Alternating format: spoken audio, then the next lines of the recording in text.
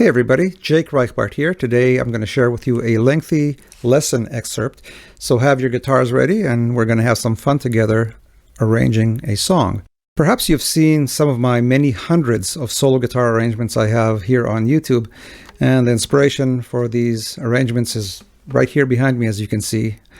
I grew up with these vinyls, and I draw pretty much from any kind of style imaginable, from the pop music of the past 100 years, everything from Glenn Miller to Van Halen, Alan Holdsworth to Motown, and pretty much anything in between. Beatles, I have perhaps 25 Beatles song arrangements, 20 Steely Dan song arrangements, same for Stevie Wonder, rock, hard rock, Deep Purple, Led Zeppelin, and of course tons and tons of classic jazz standards from the 40s and 50s, bebop, dance tunes, movie themes.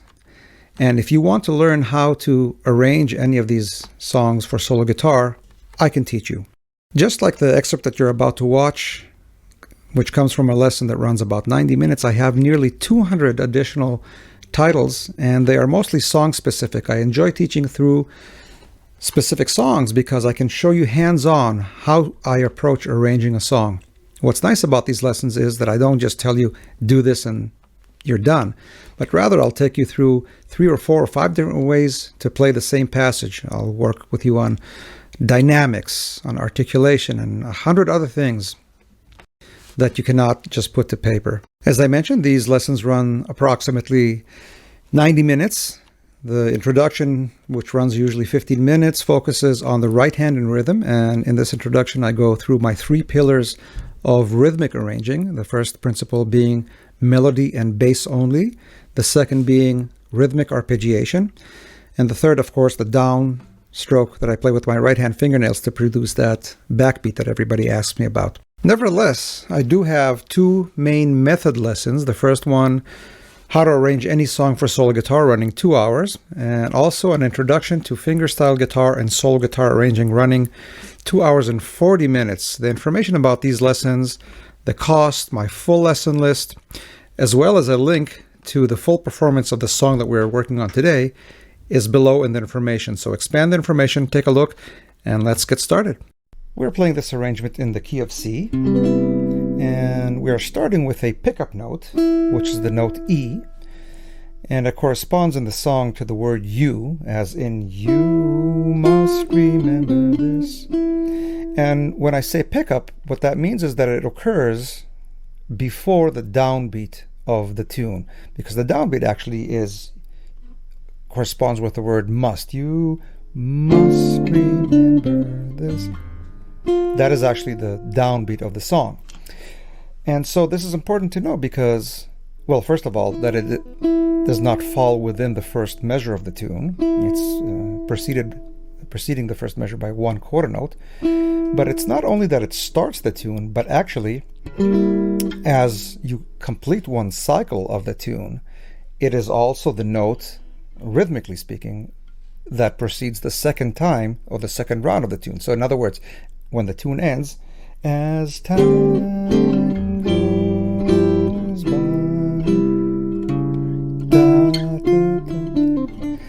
whether it goes to a melody again or improvisation. So that's a quarter note before the tune starts. All right, so that's an E, and I play it on the 2nd string, 5th fret, and the chord that I'm playing sounds and looks like a C sharp diminished, which it is, except that it has a specific function, and in fact, I stretch out with my thumb and I can also add an A here in the bass. And what this means really is this tune, this diminished chord, represents an A7 chord with a flavor of the flat 9, which is on the 3rd string. That note is the flat 9. Together the notes are the C sharp, G, A sharp, and E, whether with just the C sharp in the bass or the addition of the A in the bass. It's the same thing, just a different bass note. And as we mentioned this is an A7, and why is it an A7? Because this A7 is preceding the next chord, which is a D minor.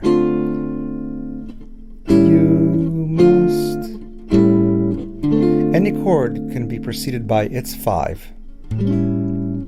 So you can play just the C. You must remain. And the same thing when the tune ends. When time goes by, 2, 3,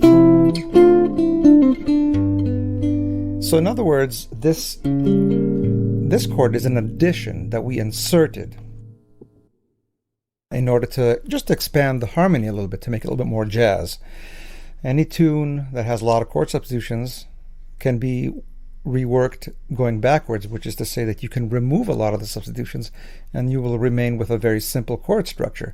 But since we are playing jazz, it is kind of the expected norm, I guess, to include chord substitutions. And what we're doing here is going by a famous principle of the sub 5, or the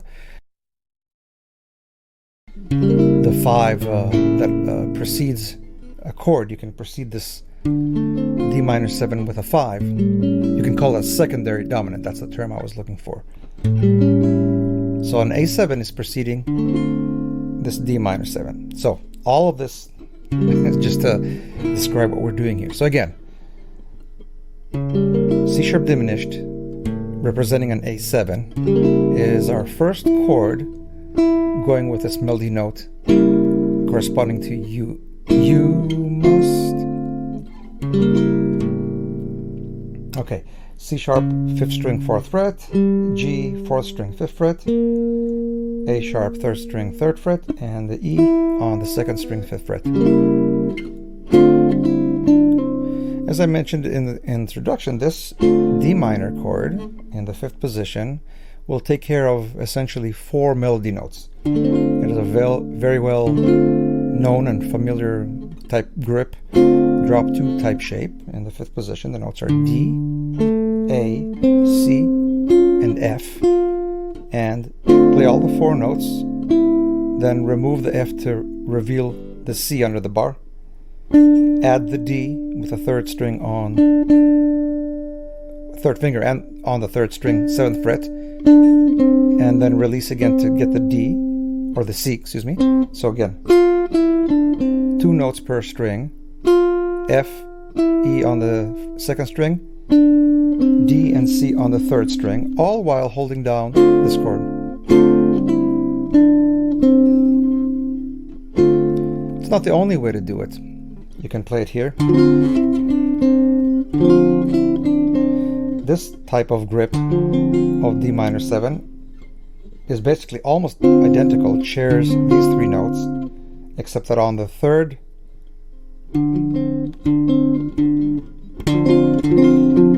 on the 4th string rather, instead of playing the 5th, the A, I'm playing the F.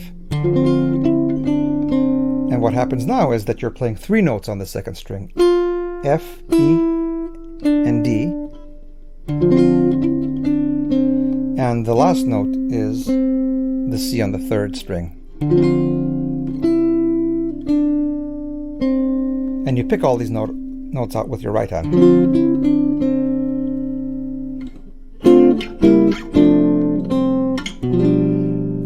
You can get even fancier and add 1 chord per melody note if you wanted to. I didn't do that in the video, but it doesn't mean that I won't do it next time I play.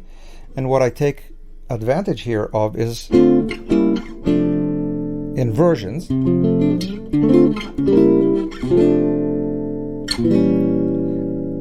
The melody note, of course, is this, so we have to change. But nevertheless, starting with the same D minor 7, playing this chord, and the only reason I'm mentioning this is because we already done the work to learn this chord. Might as well take advantage. This chord is a D minor 7, but with a C in the bass. Very interesting. It is simply the exact same notes, just in a different order, putting the 7th, which is the C, in the bass. So C, F, A, and D.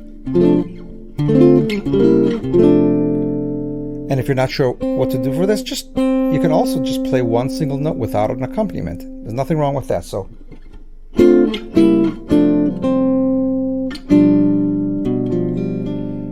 And if you wanted to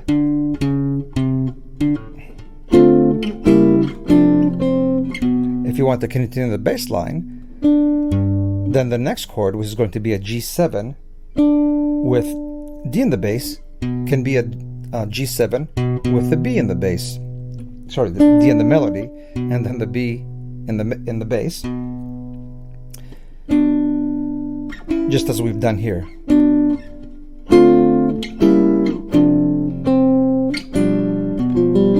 And that is straight up first inversion of G7, B, F, G, and D.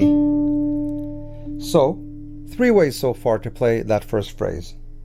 They all start with a pickup note. That's the first one that I demonstrated. The second one is this. Third one.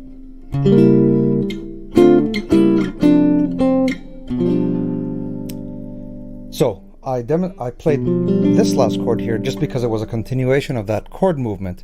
But for the other scenarios, I believe I did this in the video. And what this is simply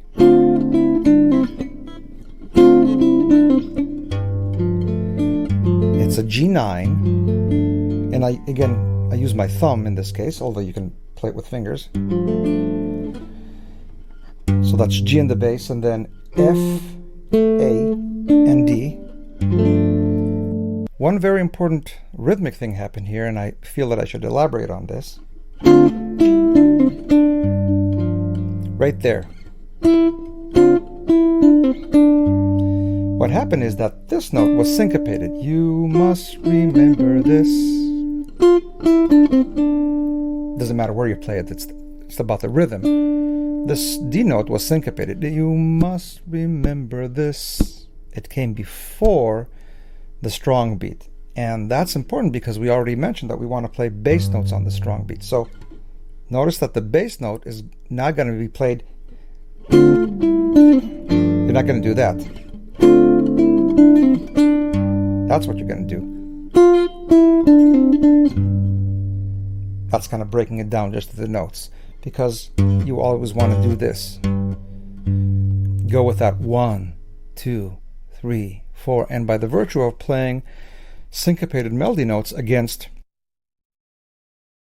straight bass notes, it gives the arrangement a good rhythmic sense. It really makes the arrangement happen, because what you're doing, you're playing 2 parts, each with its own unique rhythm. And to the listener, it sounds bigger than what it really is. It sounds like 2 instruments coming out of one, even though the parts by themselves are very simple. Just by the virtue of both of these parts coming out of the guitar, it sounds like more than it really is. So you can also play, instead of this G9, you can play a straight G7. Nothing wrong with that. What we know is that we have to play a G7 with D in the melody, so you can pick any number of shapes. This one is great. It's a bar on the 3rd fret. You have G, F, B, and D. As long as you make sure to play this syncopated. And notice that I'm arpeggiating.